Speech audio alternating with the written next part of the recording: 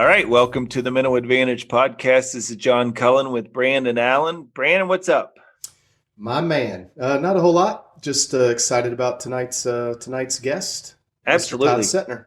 Yeah, no, first of all, I should probably comment, and it's a shame this has taken me 3 shows to do this, but Matt Cullen, my son, is our kind of producer extraordinaire, if you will. Very tight budget here at the Mental Advantage podcast. But Mac does a great job. Every time I listen to the playback of these shows and the music and how it all kind of gets put together. And trust me, that's not an easy job with as many times as we, maybe stumble over a word or two. So he does a good job with that. If people could see behind the scenes, it is literally that "Don't Become Your Parents" commercial. So yeah, we definitely appreciate Mac keeping us in line. Absolutely. So you mentioned the great guest we have tonight, Todd Setner, the founder and CEO of Setner Leadership, and we're really excited about that one. We've gotten a lot of good feedback from the Dave Meyer Injured to Elite podcast. So it's been really good to hear that people, are starting to listen, which that's always a nice thing. And so one of the things that people might be interested in, or maybe a better way for them to listen now, is I'm happy to say we are on all of the different podcast platforms. So we've got Apple and Spotify and all of the places you would go to listen to podcasts, wherever those are. Well, so I know with Apple and maybe a couple of other ones, they had to review it. Yeah. You think anybody actually listened to it before they said, yeah, go ahead and put this on? They're fine. It's funny. Can you imagine? Like, I guess they probably have to at least listen a little bit, make sure it's not like some anti-government, message or some guy that's just like saying a lot of nasty things on there. So, but I think it would be funny if you had, you think about that. I wonder if there is a guy that just all day long, he's just listening to podcasts. Another one. Oh my God. Yeah. Well, hey, maybe we can reach out and see if employee 01342 can give us a review of give us a 5-star review. What if the guy sent you a personal, from his personal email account? He sends you fella, a review. Yeah. Hey, just wanted to let you know I kind of approved your podcast. You got a lot of work to do, but good luck with that. I don't normally do this, but I'm very passionate. The need to really reach out. I just wanted to let you know I'm proud of you guys.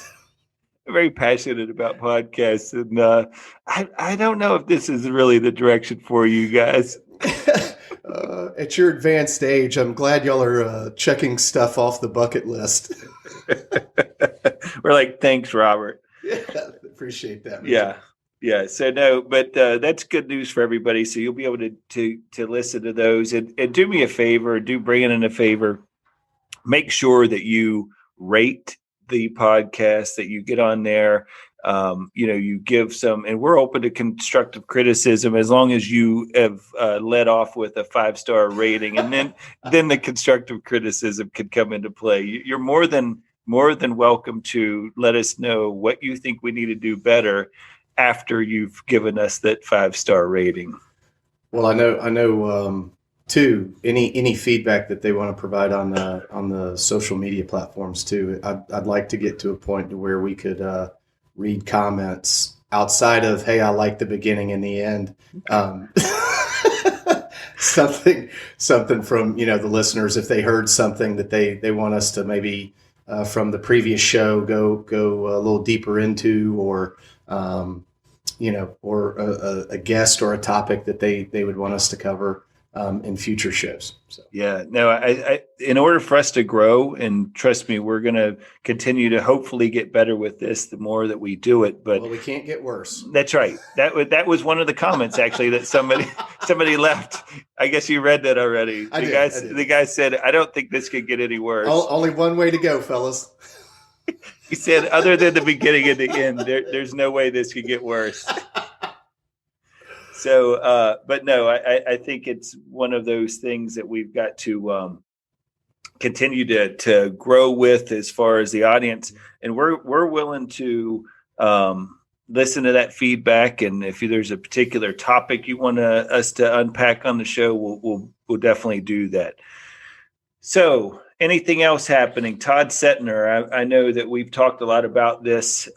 He's going to be a really interesting guest to have on here because he's got a big background, very similar background, I guess, to you. Yeah. I mean, the pharmaceutical sales, the mental performance background and training. I think he's got several teams that he works with, both from a sports perspective and then also where he's carried that into the business world. So he's doing some really good stuff, and he's passionate about what he's got going on at Setner Leadership, and I'm excited to speak with him.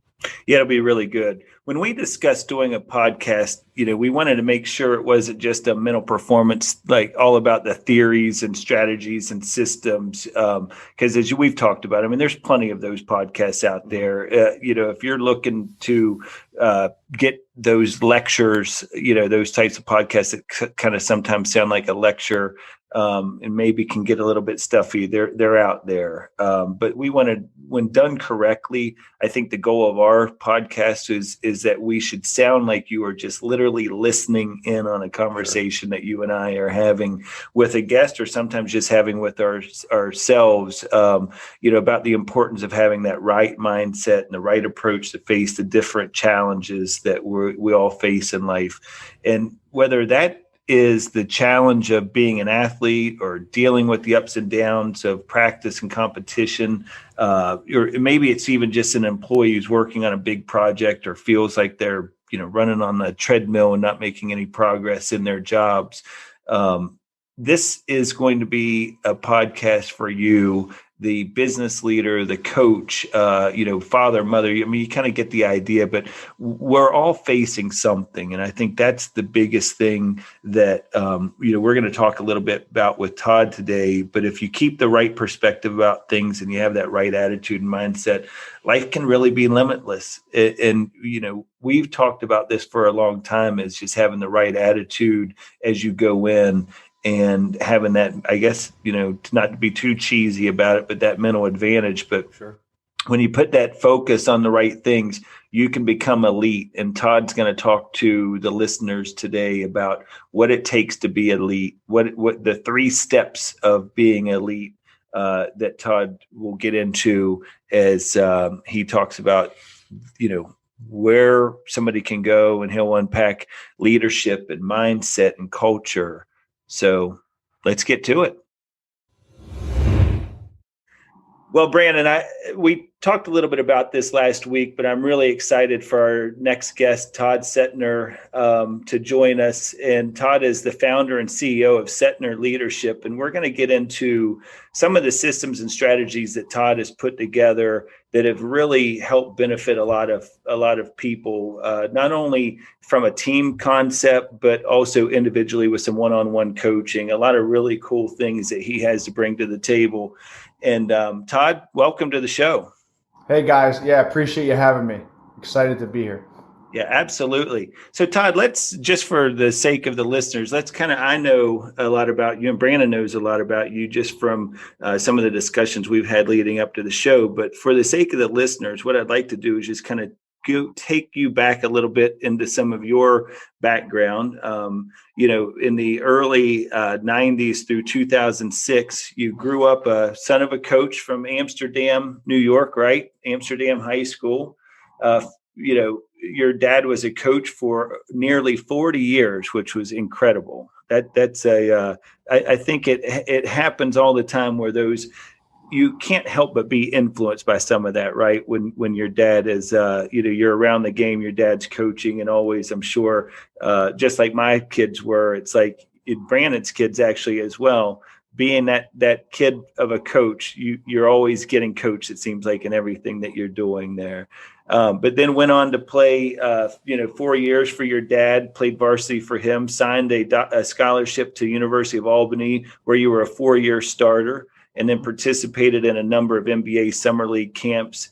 and went on to play in Europe for nearly 6 years. And as I pointed out last week on the show, I did school Brandon a couple of times in basketball, so I think you and I probably have some similarities in what we're doing there. Todd, if you saw his shoe game, you would definitely question it. He was Really? rocking the Back to the Future original Nike Cortez back in the mid '90s. Hey, I do have a question. So as the son of a coach, how was that?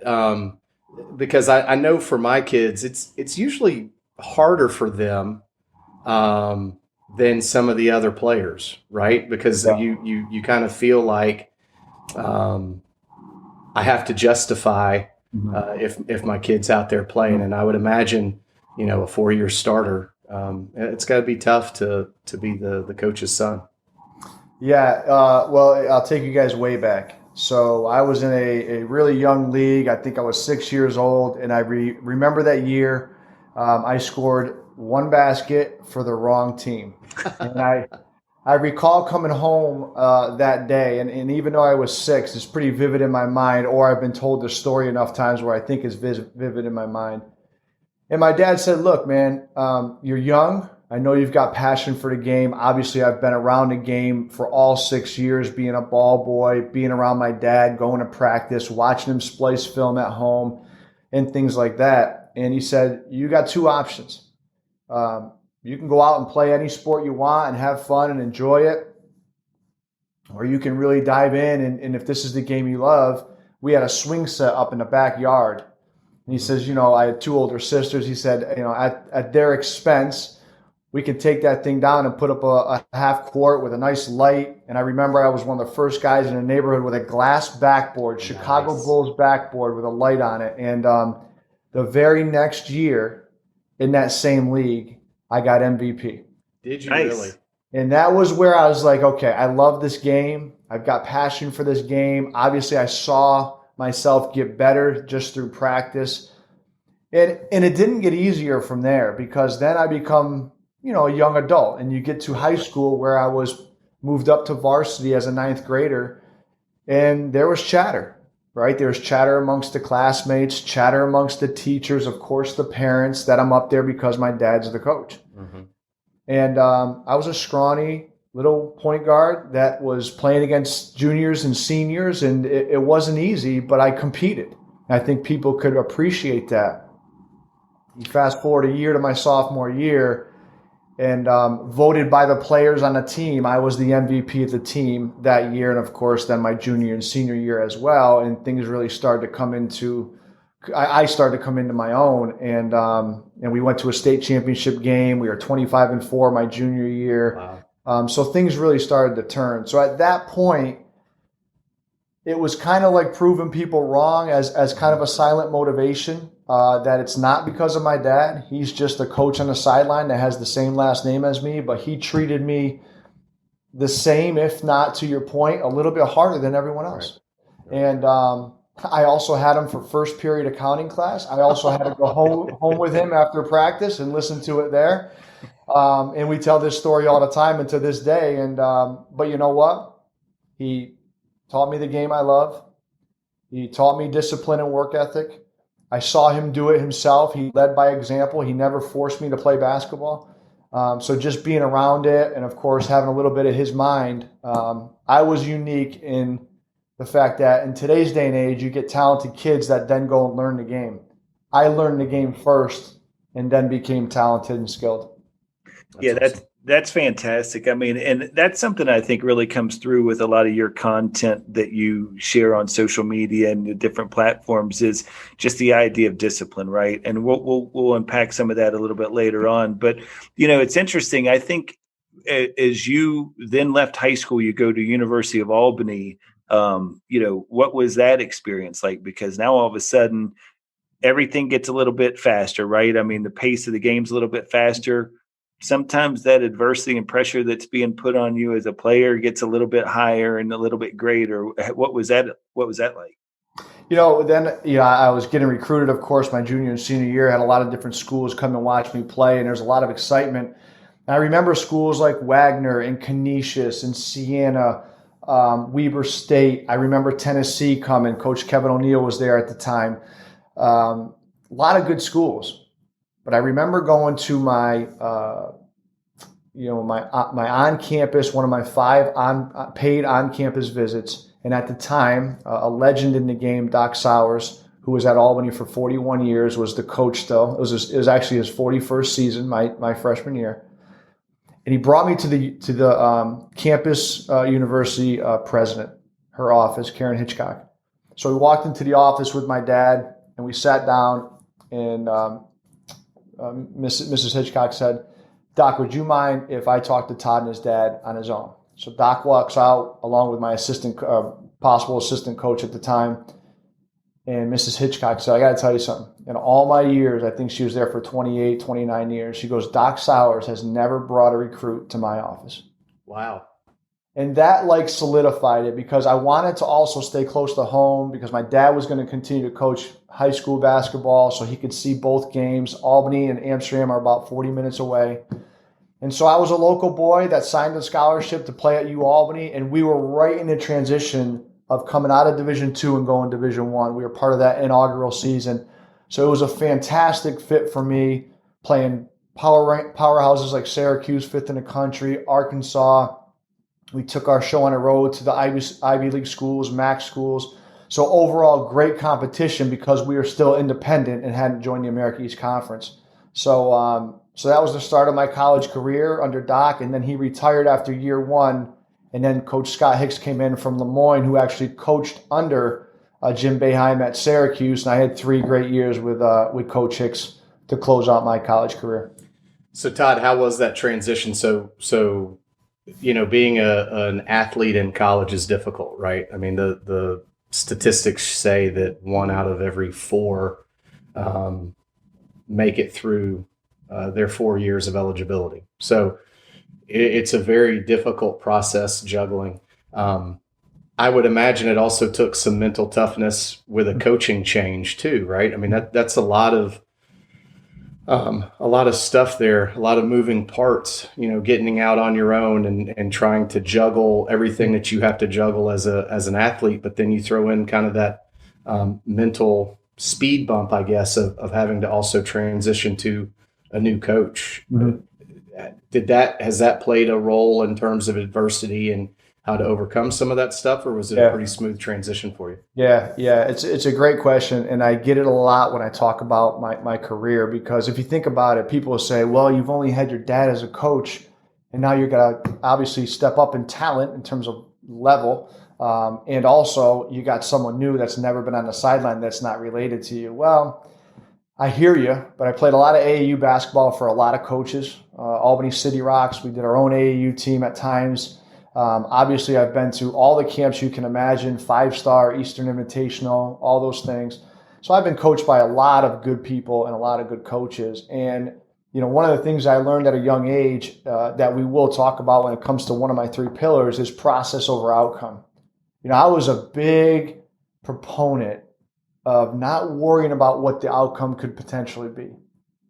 If I just think about today plus today plus today equals my career, it equals my life, then let the chips fall where they may. Absolutely. And I never just worried about things I couldn't control. And so whether it's my dad, Doc Sowers, or Coach Hicks, I'm going to go out and I'm going to compete.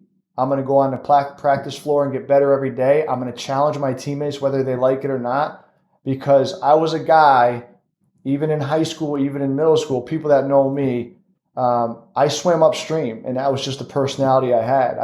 I had my first alcoholic drink as a junior in college. Never did a drug in my life, and I can still say the same today.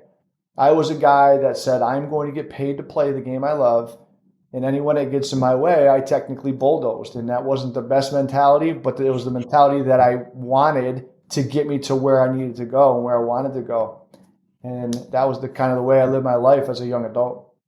So let's talk about that. You had that goal of wanting to get paid to play. How did that evolve? What was that process like as far as, you went to a lot of those NBA summer league camps, and, I think that probably is another opportunity Brandon was talking about with adversity, right? I mean, there's so many opportunities, what I call turn back moments that you've probably had in your career where you could have made that decision. Is this really what I want to do? Right? Do I want to continue the path I'm on, or maybe I should go and start doing something else? So what did it take? Where were you? What was your thought process as you went through some of those, Yeah. camps? It goes back to,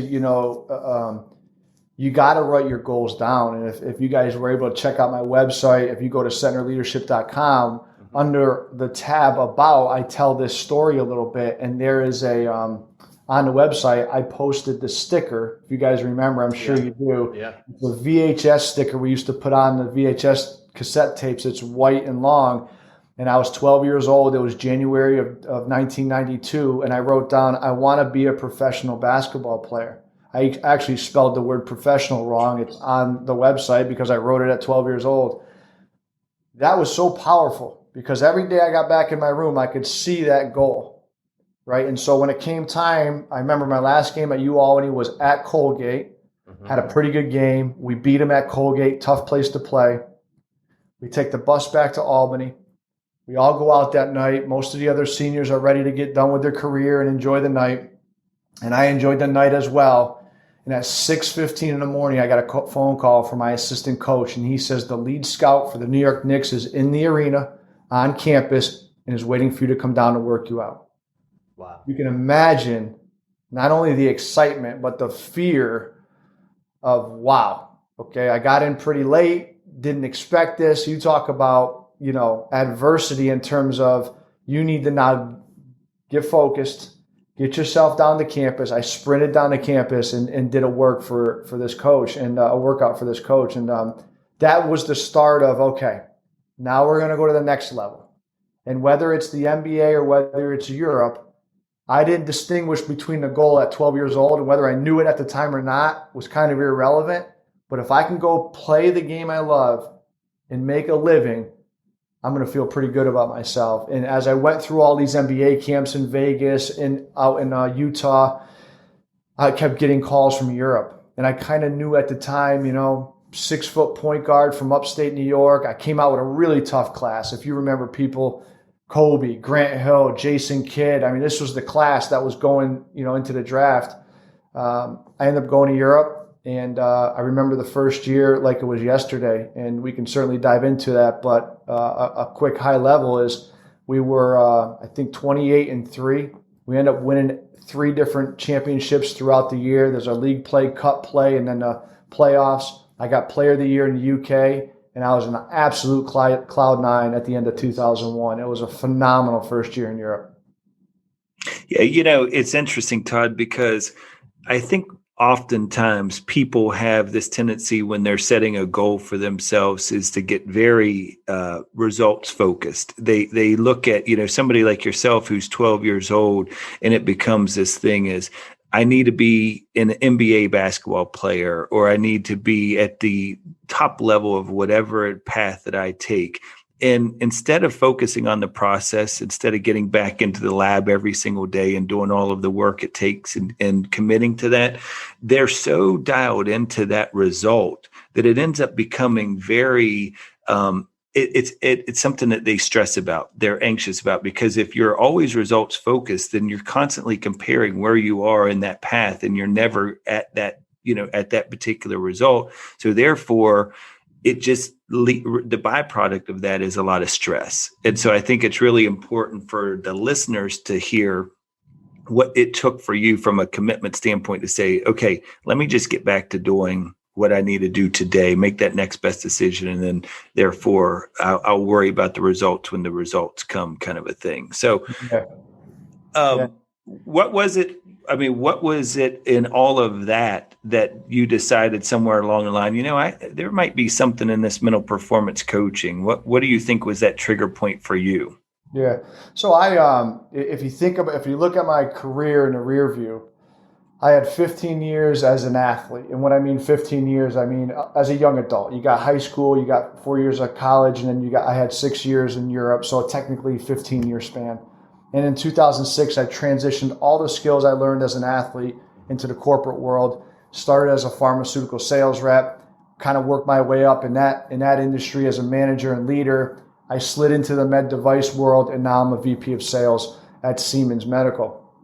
And what I did a few years ago, and I didn't realize I was doing it for the last 30 years, was I'm a guy that gravitates towards the ultra successful people. Right? And I'm not just talking about the celebrities. I'm not, yes, Michael and Tiger and Federer and Serena. The list goes on and on of those one percenters, let's call them.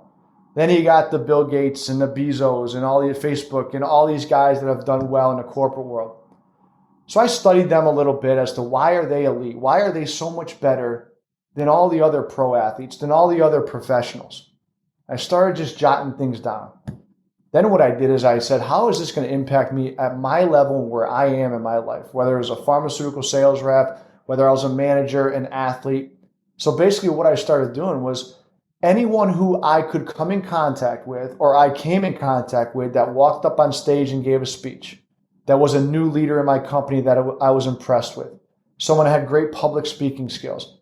After it was all said and done and I saw them, I called them, I emailed them, I said, hey, this is who I am. I would love to get a piece of what you got. Here's what stood out to me when I watched you speak. And you'd be shocked. Yeah, some people didn't reply. That's okay. And a lot of people came back and they want to teach. And they came back and said, this is a great, flattery, very flattering, and love to help you. And so I started to just befriend these people. And John, you and I have a mutual friend in Brian Kane. I did that with Brian Kane. And I did that to the guy a former Navy SEAL who connected me to Brian Kane. I just reached out to these guys because they're doing something that I want to do as well as they do. And so basically how the 3 skills of the elite came to fruition was I took all the stuff that I wrote down and I typed out on my laptop over those 30 years, 15 years as an athlete and executive. And I realized there's 3 things that they all have. They all have a different level of mindset. They have elite leadership skills. And they understood how to build a culture and an environment around them that separated them from everyone else, because that's very important, right? They say the 5 people you hang out with the most will tell you what your future will look like. And so once I figured out those 3 things, I said, all right, what am I going to call these? And then I started to look at the word. What's the word that I use ultra successful, but what is that word? And as I looked up, I was in the dictionary, what could it be? And I found elite. Right? There's nothing higher than being elite, no matter what you do. And I said, okay, these are going to be the 3 skills of the elite and the 3 pillars of the elite. And basically what I did was, how do you now build an elite mindset? How do you build elite leadership skills? And how do you create the culture you want? And I created this framework underneath all 3 of them, where now I coach back to people through one-on-one coaching, keynote speaking, and team consulting. How do you get yourself to that elite mindset, leadership, and culture that people are looking to do to elevate their lives? Yeah. So talk about that for a minute, Todd. A mindset. We talked a little bit last week on our show about Carol Dweck's book Mindset and just the difference between, that growth mindset and elite mindset. And you brought up Brian Kane. Both you and I have had the pleasure of going through the Mental Performance Mastery program with Kaner and learned so much from him as far as the skills and strategies and systems to put in place. But one of the things that's such a big thing is that growth mindset, making sure that you're continually learning, you understand that that's what it's about. What are some of the things that you talk about as it relates to the mindset? Yeah. So first of all, I start with physiology, right? Well, what does that mean? What are you doing every day? Every day. That's your standard of excellence. If you're going to close a gap from where you are to where you want to be, what is that gap and what are you going to do to close it? And people say to me sometimes, and I forget this, and you guys are doing the same thing when it comes to mental performance, right? We're trying to elevate people to help them understand that the 6 inches between your ears are going to dictate the 6 feet below. Whatever you think will determine the actions you do. Absolutely. And so people often say to me, Todd, what is mental performance anyway? Or what is mental performance mastery? And I say, think about this quote that we all know and maybe never really think about. It's not what happens to you in life. It's how you handle what happens to you in life. Sure. And all life is a series of obstacles and adversities. And the people that can handle them the most are the people that are more successful than others. The ones that fold when the lights are on or when they're punched in the face are the ones that stay average, stay mediocre, and don't fulfill the dreams that they want. The dreams stay in their head, and that's all that they see. And so that's basically what I teach, and I go really, really far deep into the weeds, and we can pick one or two of them for sure here to talk about. But that's kind of the overview of elite mindset and what I talk about. What I like about that is part of how you bring that together, because part of that mindset also then has to be how you focus on the process, right? Because to your point, what am I consistent with? How do I close that gap? But I think with that elite level mindset, you have to focus on that process and not the result, right? Because you're going to fail as an athlete, as a parent, as a business leader. I mean, you're going to lose that deal. You're going to make a mistake in a game. You're going to screw up with your kids. There's no playbook. So I love what you're talking about from a discipline and how that carries over and into the mindset game. John, is there something that you want to ask? I wanted to dive into this, what you just talked about, because Brandon and I touched on a little bit about this last week, and I was really anxious for you to be on the show because this E plus R equals O, right? Like what you're describing right now is this idea that what happens to us, we can't control, but we do control that response. Mm-hmm. How do you kind of unpack that for a lot of the folks that you're working with? Because I think this is, of all the things that you and I discuss about mental performance, this is probably one of those principles that I think is so important for people to understand. It is. Yeah, E plus R equals O, right? Event plus response equals outcome. And as you said, John, I would argue 90 to 99% of the time we can't control that event. I mean, look what just happened with the pandemic and what's obviously still going on. We can't control that. And this pandemic, it's been sad. We've lost a lot of lives, but we've seen a lot of people fall into depression. I've seen people that I hadn't seen in 6 to 8 months because of the pandemic. Some areas have opened up. We've seen each other. They've gained like 30 pounds, right? They're just not the same selves they were before this hit us. And they had two options. One is they understood at the time, whoa, this is new, this is scary, what's going on, we can't control it. That's the event. But the response is, what are you going to do about it? Are you going to let this run your life? Are you still going to get up every morning and hit the road for a run? Yes, the gyms are closed, but hit the road for a run, get your push-ups and sit-ups in, eat healthy, get the mind right with some success hotline, which Kaner would talk about, or read a good book. Use the Optimize app to train your mind. Just be around people that are positive and maybe handling the pandemic better than you are, right? That's the response. And the better that response is, the better the outcome. Maybe you don't gain 30 pounds. Maybe you aren't depressed. And the way that I deal with that, or I should say the way I teach that strategy, I actually made up some bracelets that I handed to my team at Siemens. And you might not be able to see it on camera. And I'm wearing one as well. But the bracelet says, remember tomorrow. And I heard this concept from an author and owner of the Atlanta Hawks, Jesse Itzler. If you ever read a couple of his books, Living with a Seal, Living with the Monks. And I heard a podcast once with Jesse. And I picked up the podcast a little bit late in it, but he started off by saying 2 words, remember tomorrow. And he says, what I mean by that is if you have to make a split decision, or you're in a moment to make a decision to eat the ice cream you're not supposed to eat because you have fitness goals, to get mad at someone, a friend, a family member, a colleague in a moment because they did something to you, to go work out or not work out because you wanted to do it in the morning, but schedule hit you hard and you couldn't do it. Now it's 5 o'clock. You're not feeling it, but you should. He said, use 2 words, remember tomorrow. And if you say to yourself, how am I going to feel tomorrow when someone says, hey, man, did you get that workout? I know you're going to do that workout. No, didn't get it in, man. Got tired. Day got up to me, didn't get it in. Hey, man, I know you're eating well. How's everything going? I actually had ice cream the last couple of nights, man. Getting derailed. Got to get back on track. So I always tell my clients, and I tell myself, and that's why I wear this, whenever I'm ready to make a decision that's going to impact a goal or derail a goal of mine, I say, come on, Todd, remember tomorrow. Because if I don't do what's right now, I'm not going to feel good about it the next day. Yeah, I love that. I saw that you posted a video about this recently on one of your social media platforms, and it really registered with me. I think Jesse has a lot of really great stuff. The other thing about E plus R equals O is that outcome is, if you aren't satisfied with the outcomes you're getting, what do they say? Change the responses, right? That's the key thing. But here's the other thing about this.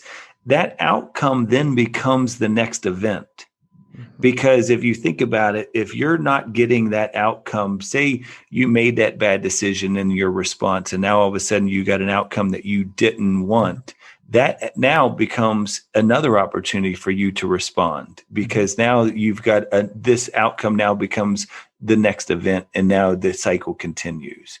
Yeah. So we talk about, that's where we say flush it, and then NBD, right? Next best decision. Yep. Don't carry the mental bricks, the heavy mental bricks, because you made one bad decision.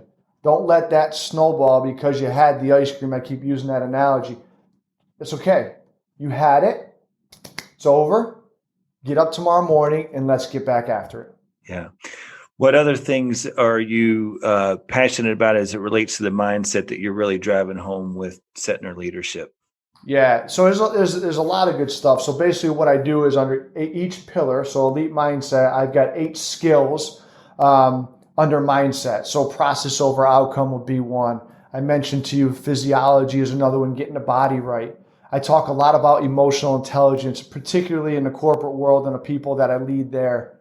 We talk about energy management and organization. I do a lot of preparation and mental rehearsal. And by that, I mean, we have people all the time looking to interview for promotions, and I talk to them about, listen, do the mental rehearsal. Not only figure out the questions they're going to ask you back, but go drive. Go drive down the road to the office or to the hotel that you're going to interview at. Time it at the same time you're going for the interview. Check the traffic. Wear what you're going to wear in the interview. Go do the mental rehearsal. So when you get in that interview, and you're standing in front of that VP of sales for the first time, you've done this before.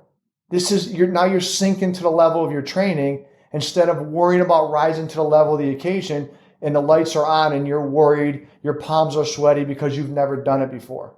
So that's a big one that I talk to my clients about, because it can go for any walk of life. Athletes, executives, kids, parents, it doesn't matter, right? And that goes back to facing adversity, but this time you've seen the adversity before it happened. Absolutely. No, I think it's a really good point, because to your point, when you're dealing with it for the first time, that's when everything speeds up. When you're dealing with it for the second, third, fourth time, because you've practiced that, it starts to slow down a little bit for you. And you, like you said, you can sync to that training. So leadership is that second principle, that's, second skill of the elite. Talk a little bit about your thoughts around leadership and what you try to unpack for your clients, the one-on-one clients, or even a team. Yeah. Well, first and foremost, people always say, well, I'm not quite there yet. I just started my career. I'm 22 years old. I'm in a B2B job. I'm a sales rep. I'm at enterprise. And I say to them, so what? Every day with every human interaction, you have a chance to lead people. You can lead up the people that you report to. You can lead your peers. You can lead your clients and customers. Leadership is not a role, number one. And secondly, leadership is not a some of the time thing. It's an all of the time thing. You're either on or you're off. And so when you want to lead people, it starts by leading yourself. And it starts with clarity. What do you want? What do you want out of life? What do you want out of other people? What is your standard? What are your goals? And once you have clarity, you get competence. You start learning the things that you want to become good at. How do you do that? You start connecting with people. Connect with the people that are already there. Learn from people that you work alongside of that have more experience, right? And in order to connect with people, you need courage. No matter what age you are, no matter what role you're in, you got to be able to step up. I reached out to my head of global operations at Siemens about a month ago. I said, I saw you did a talk when you were at Roche. She's a fairly new leader in our organization. I said, would you mind if I came down to Tarrytown, New York, and spent a half a day with you to pick your brain? I think your presence on stage is unbelievable. She was blown away by that. I'm meeting her on Tuesday from 12 to 4. And so now that's the courage. It took courage for me to go connect with someone that's busy, that I technically have a dotted line to, and that's running global operations. And now here she is going to take a half a day with me to help me get better at my own craft. Because I told her I do some speaking outside of Siemens. I love public speaking. I love serving others, and I'd like to learn from you. And so what I was talking about, John and Brandon, was when you get to leadership, it's the 8 C's of leadership. And you kind of heard me going down there. Clarity, competence, connection, courage, communication, commitment, consistency, and then character. And so those are the things I talk about and teach my clients how to build each one of them. Because once you master the 8 C's, now you've got elite leadership skills. Yeah. That's great. Consistency being one of the key things there, right? The discipline to have that consistency. And you kind of talked a little bit about that with mindset earlier. And I think one of the consistent themes I've seen with you so far and just the time I've gotten to know you is the courageous leadership you just talked about. You're always willing to go and send that email, make that phone call, reach out to those folks, whether it's a Navy SEAL that you've known from your past or Brian Kane, where, you're going to go. I know you're going to be with Brian here in a couple of weeks to do that 4-day immersion really, and really get into his head a little bit more. Right. And so, I think that's a real key thing that I've seen of that consistent theme in your life. Yeah, no, I appreciate that. I've got something hopefully on the horizon. I'm working with a guy out in Europe who is a public speaking guru. And, to be fair, he charges a good coin for a 1-hour conversation to coach me. So I reached out to his public relations guy. I said, hey, I'd love a chance to talk to you, to talk to your guy. Is that possible? And he goes, oh, yeah, it's this amount of money. And it blew me away. And I wrote back and I said, I don't think you understand. All I want to do is talk to him. I just want to pick his brain. I'm doing some things not on the level he's doing, but I also believe that I can bring value to him. Now that's where it stopped him in their track. He wrote me back immediately and said, how about Tuesday for a half an hour? I was still skeptical that this guy, I don't want to name it yet until we get closer to maybe making this a fruition, but on Tuesday morning, I jump online. I still don't believe it's going to be him. And there he is sitting there waiting for me. 30 minutes, I'm talking to this guy who's a global public speaker, making an amazing amount of money and serving people. And I explained to him how I can bring value by helping him build his clientele in the United States through my connections. And if we partner Setner Leadership with what he's got going on, we're taking mindset, leadership, and culture and his public speaking knowledge and putting it together for one big conglomerate partnership.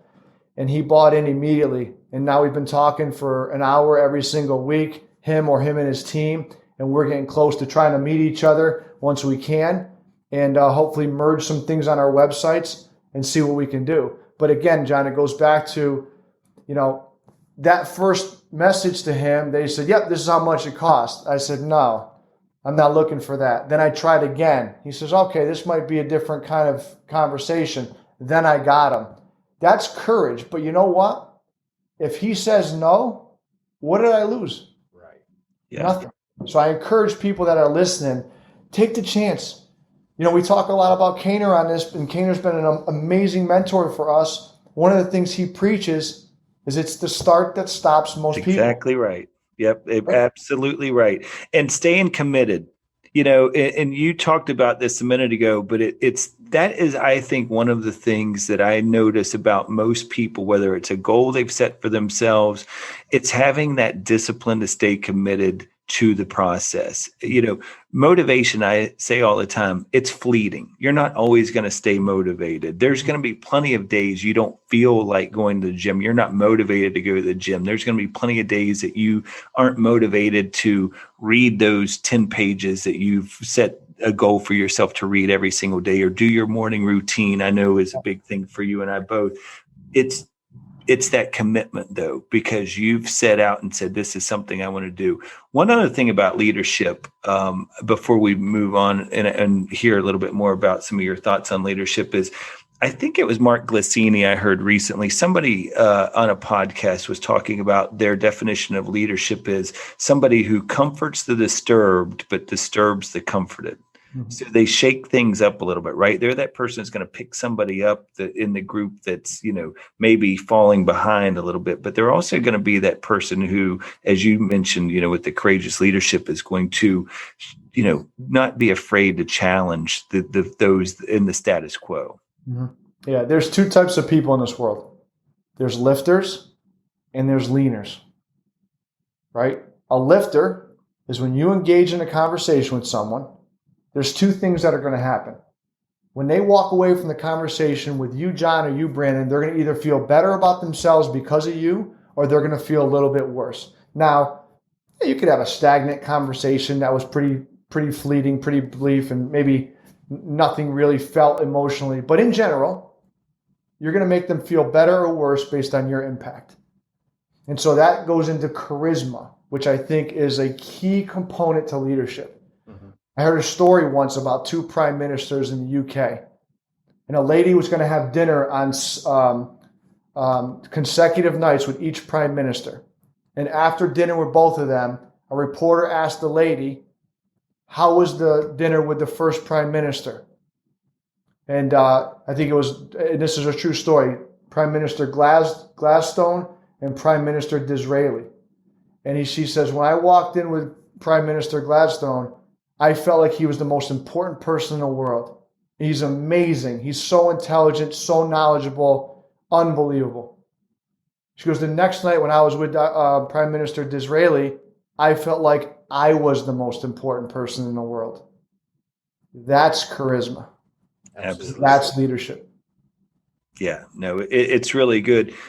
Any other thoughts around that leadership that you really try to stress? One of the things that I think is important, I talk to teams that I work with all the time about is in a perfect scenario is everybody on that team feels like they're a leader. Everybody understands that their role is to step up and challenge the status quo and to make sure that everybody is. There's a great line in Urban Meyer's book, Above the Line, where he talks about, the success or failure of an organization is totally dependent on what you're willing to tolerate. Mm-hmm. If you're a team member and you're willing to tolerate people, having substandard effort, substandard work, then you're not going to be a very successful organization. Mm-hmm. Mm-hmm. Yeah, you alluded to it earlier. Leadership, you have to have tough conversations with people. And I firmly believe in healthy confrontation. If you can say things the right way, help people understand that, the old whiff 'em, right? What's in it for them concept, and that you have their best interest. And I'll dive into that in a second when we get to culture. People take a step back, their walls come down, and they realize, you know what? This guy is a true leader. He answers the phone when I know he's busy. I walk in his office and he'll stop everything to talk to me, and I know he's busy. Every time he's at a national sales meeting, he stops and says hi. He knows my name. That's why I say leadership is not a some of the time thing. It's an all of the time thing. But if you stay right on the line, you never get too emotional. You never get both positive or negative, right? You certainly celebrate the wins, but you never get too down. As a leader, you take the blame when something goes wrong with the group. Eventually, they see through all that and realize, you know what? When it comes time to have a difficult conversation and I come down on someone because they're not performing or they make a mistake, they understand that none of it's personal. We're all in this together. We all have goals together. And when you can start getting on people, both leading up and leading down, and come back the next day and be okay with it, that's when champions are made. That's when companies hit goals. That's when teams win championships. And that's when people elevate their play because they know nothing's personal. It's about pushing each other to get better. Well, it's that passion, right? And a lot of times you in a team environment, and it doesn't matter where it is, you make sure that emotion doesn't override passion, right? I can be passionate about it, but that doesn't mean I have to be emotional about it, right? And I think as a parent, as a coach, as a someone in the business world, we all have a passion to lead, and you want to pour into people. I think all of us feel fortunate about what we had been blessed with and the opportunities put in front of us. But a lot of those, because Todd, what I really love about your story is that those opportunities weren't just presented, right? You really went out and you worked for them, and it took courage to get to those different levels. And you had a passion for it, but it wasn't emotional. And I think as a leader, when you learn how to harness that within your team, you can have those conversations and people can grow. And to your point, they see that passion in your actions and they realize that those conversations that you have are not emotional. They're not personal. I think it's a huge understanding from you and from that leadership standpoint on that. That's really refreshing to hear. You just don't hear it very often. Yeah, so appreciate that. So the next skill that you talk about with Setner leadership beyond mindset and leadership is one of my favorite topics in the world is culture, because this applies not only to the athletes we work with, it applies to the corporations we work with, it applies to every one-on-one client, whatever the case may be. Talk to me a little bit about your thoughts around culture and the importance that you see that made it one of the 3 skills of elite. Yeah. So, again, like I said, under each pillar, there were 8 skills that I felt if people could master, they would eventually have mastered the 3 skills of elite and essentially be able to be called mental performance mastery clients. Under culture, I talk about MVP process, which, John, I know you're familiar with. MVP mission. My mission is to educate and empower and energize people. Something, again, I learned from Brian, which is the idea here is if you want to serve others, you've got a role in this life. You've got a role in terms of empowering people, feeling good about yourself, making the world a little bit better. Because if I get one person trained up on mastering the 3 skills of the elite and they buy in, going back to culture, and all of a sudden they're teaching back what I taught them, and then those people are spreading it to those people. See what's going on here? You're starting to really spread some good stuff out there. And so that MVP process, mission, vision, and principle is something that's very important to me. And I do that MVP process plan, which basically maps out my goals for a quarter, a half a year, and a year. And one of the things I want to talk to you about in terms of culture that I mentioned a few minutes ago was if you really want to set a culture where the standard is as high as it gets, there's a saying that I use. And it's say what you see and trust the intent. Say what you see and trust the intent. So if you have to have a difficult conversation with an employee, with someone that maybe you report to, a boss, maybe a parent, or maybe a parent to a child, or maybe a teenager to a parent, if they understand the concept of, hey, John, I need to say what I see right now. And it's not going to be easy for me to do this. And you're probably not going to love all the words that are coming out of my mouth. But I want you to trust the intent on where this is coming from. I've thought about it. I've thought about what I need to say and how I need to say it. It's kept me up at night. But I want to make sure that by the end of this conversation, you and I are good, But right now, for the next 10 minutes, it's going to be a bit uncomfortable for both of us. If you say that to someone versus getting mad, losing your mind, cursing at people, do you understand how quickly their wall will come down? Because they know that this was a premeditated thought for their own good. Say what you see and trust the intent will elevate your culture in your family, in your work, in your sports, in your teams. That's two sayings that I feel have just completely changed everybody I work with.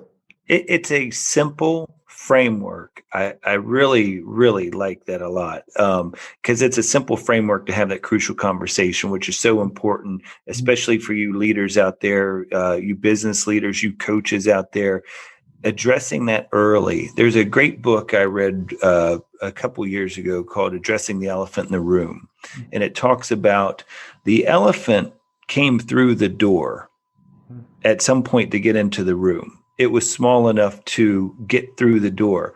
It's only because we let the elephant stay in the room and get bigger and bigger that we can't use the same door. That's why we have this situation right now that we're facing is nobody was willing to have that hard conversation with somebody. Nobody was willing to say what you see and trust the intent. And so I think that's a really good thing because it also lets them know you're there to help them.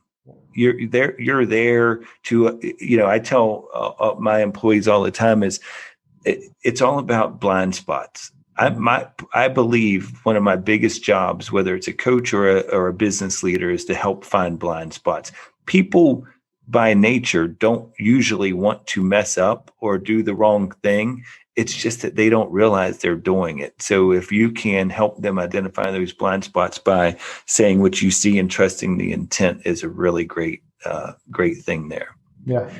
What are some other things that you tackle as far as the culture piece of it? Because I think this is, if people, and forgive me, but of the 3 steps, I think in anything, if you can dial into that culture, that can be a game changer for whatever team you're on and for life in general. Yeah, I mean, life is all about working with people.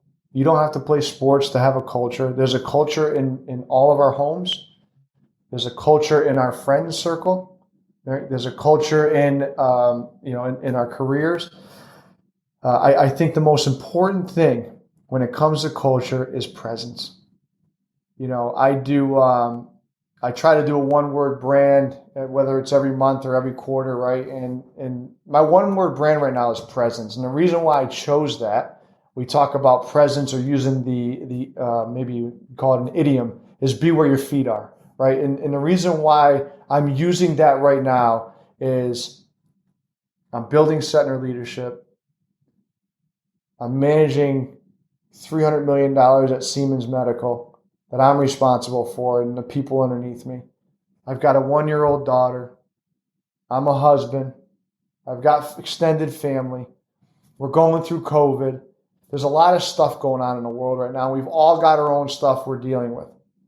And if I'm not present for each one of the things that I'm trying to achieve in my life, I'm going to completely get derailed. So what I do is right now, all I'm worried about, worried's not the right word, but all I'm engaged in is your podcast. When this podcast is over, I'm going to go back to being a husband because my daughter's sleeping. And tomorrow morning when I get up, I get to see my daughter and I'm going to be dad. I'm not going to be on my cell phone. When I have her, when I'm around her, I'm with her. When 8 o'clock hits and it's time to turn on the laptop and get to work, I'm fully engaged in work. If it's Siemens, it's Siemens. If I'm doing some stuff for Setner Leadership, it's Setner Leadership. Not mixing the two. I never take away from Siemens. That's my job. Outside of Siemens hours, I do Setner Leadership. But when you start getting on your cell phone, holding your kid, trying to take a different phone to talk to people, it's a wrap. Yeah. It's so hard for people, especially as you mentioned during this pandemic, to stay present moment focused because, it's that what if thinking versus what is thinking. they are constantly wanting to think about scenarios that are way down the road. What if this happens? What if that happens? We say all the time, if you gave somebody a piece of paper and a pencil and said, write down every what if scenario you can think of right now, you'd need pages and pages, because there's no finish line to what if thinking. What's happening right now in the moment? And as you brought up earlier, making that next best decision is so important. Right. But whether you're in business or whether you're an athlete or whatever, it's getting people back into that. Okay, I have to realize I'm thinking so much about things that are way down the road, or even next week or tomorrow or the next day or whatever. Let's just, as you said, be where your feet are. Yep. So I applaud you for that presence, because I'm not so sure that could probably be your one word for the next year or so, and still people would struggle with that, right? With technology today, it's very, very difficult, right? I mean, we're all on our cell phones. If you're a kid in high school, you're coming home and playing video games. There's just so much going on from a technology standpoint, and being able to connect with people all over the world, social media.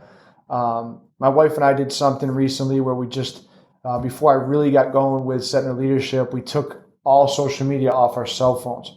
It changed our lives for 2 weeks. Oh, yeah. It just freed you up, right? So I encourage people to just shock your system every once in a while, or put the cell phone, or go on vacation for 2 days on a weekend with your loved one or significant others or family to a place where there is no cell phone service, and go see what that feels like. You'll be reinvigorated and ready to come back and really dive into some of your goals. Yeah, no, it's really good.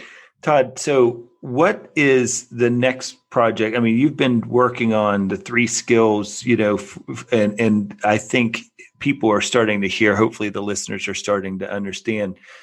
Sign up, go to setnerleadership.com, find a way to get some of what Todd Setner is offering, because I'm telling you right now, the guy is an energy giver. We talk about this all the time as, you're either an energy giver or an energy taker. And, one of my favorite quotes is, effort level is a direct reflection of interest level. And when you are somebody who brings a lot of energy, you can tell that person is interested.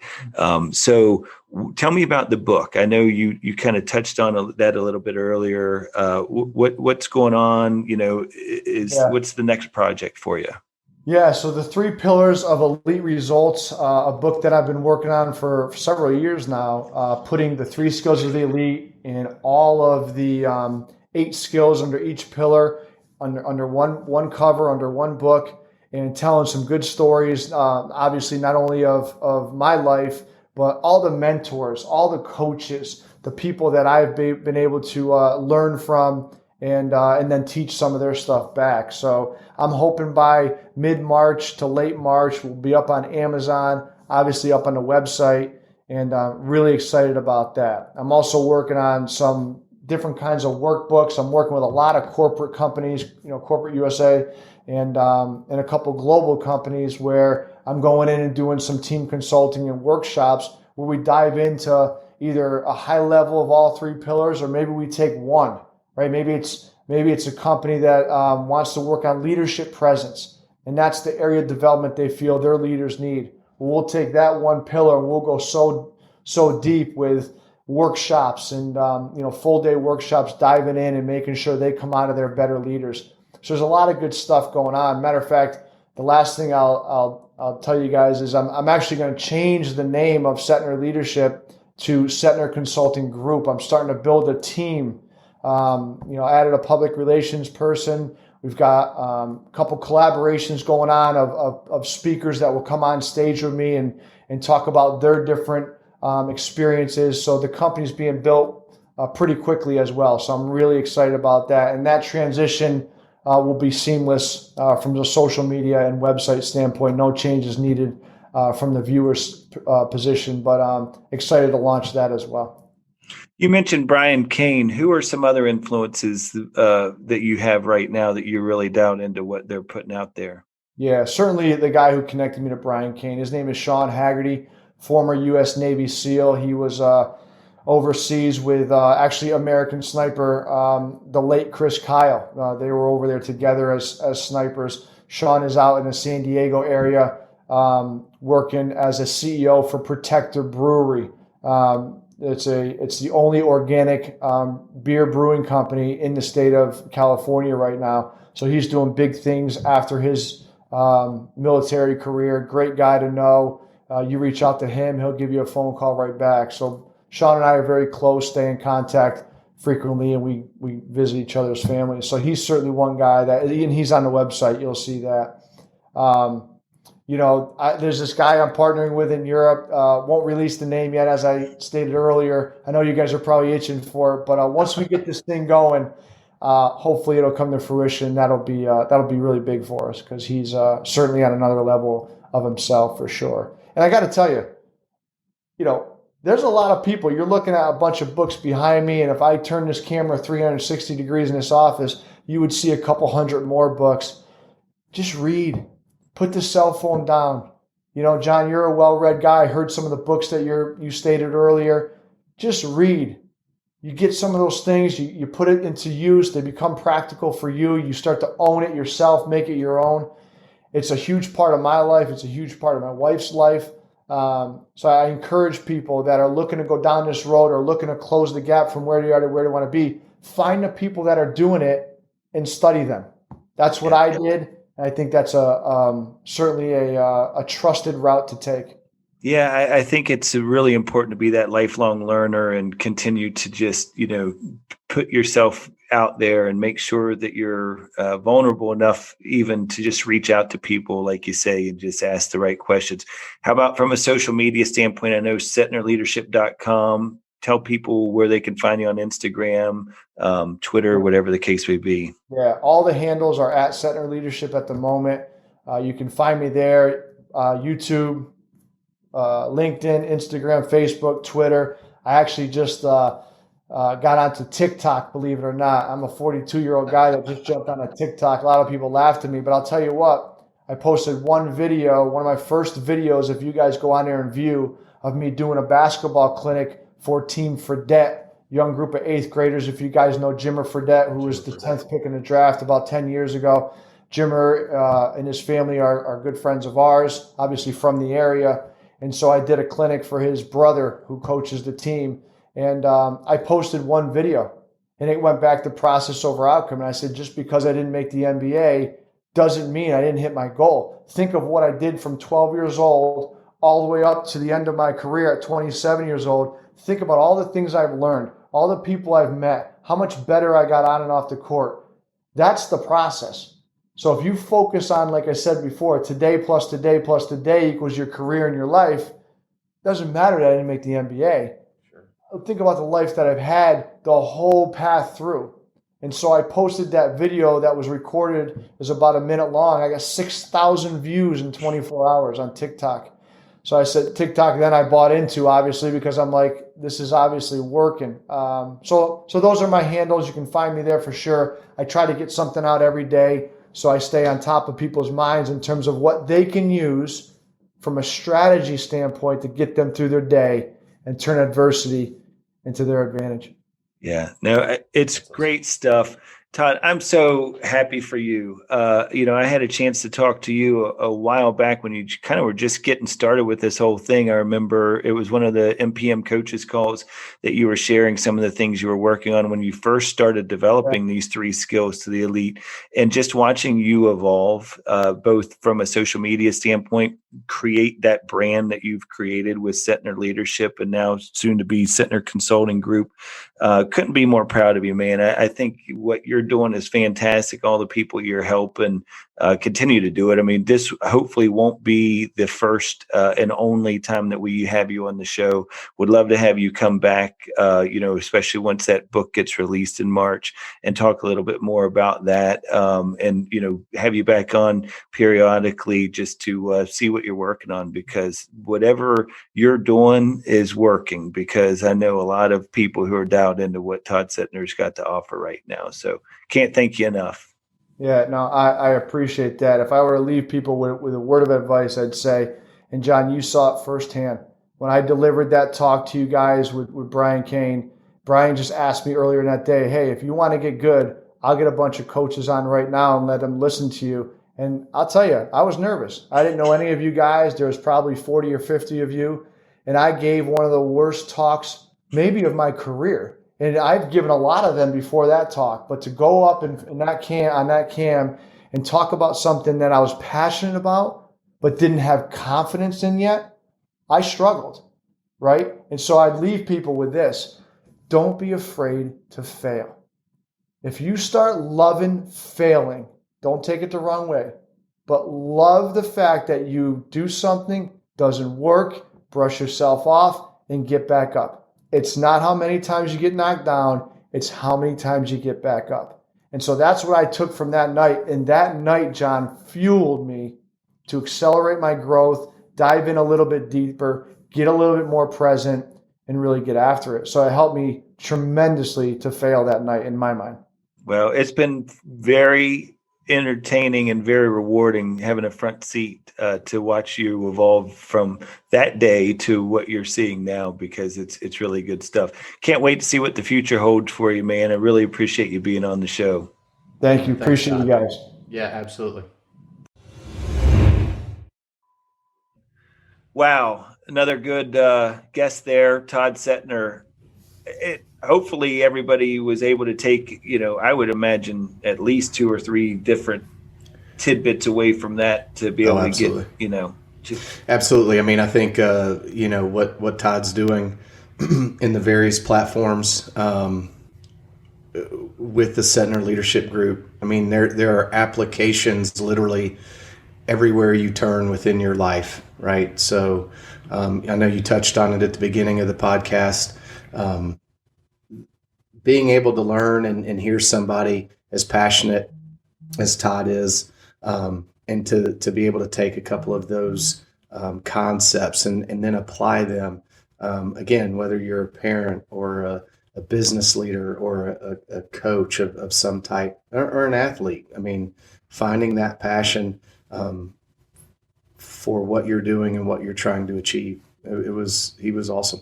Yeah, really good. So SetnerLeadership.com, there's a quote that I pulled from the website. 3 skills of the elite are for anyone that wants to take specific steps towards improving their mindset and leadership skills and create a culture of excellence. And then I love this, do it differently and you get different results. So thanks to Todd Setner for joining us today.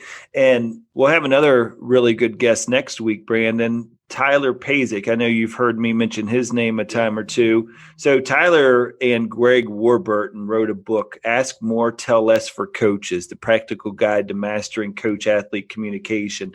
A really good book for whether you're a coach, whether you are a business leader, whatever the case may be. It's just gets into some of the good questions that you can ask that you can get people to basically become their own coaches. And it's a really interesting read. I know it'll be an interesting conversation with Tyler next week. So I'm really looking forward to that one. He's also a mental performance mastery coach, kind of under that Brian Cain tree of mental performance coaches. So really excited for that next week. Absolutely. Don't forget to go out and find the podcast on whatever platform you listen to. Give us a review, provide some feedback. And thanks again to Todd Setner for joining us today. And it's Setner Leadership and at Setner Leadership on all of his social media platforms. So great talking to you, my man. Awesome. We'll see you next week. Thanks, B. All right, buddy. See ya.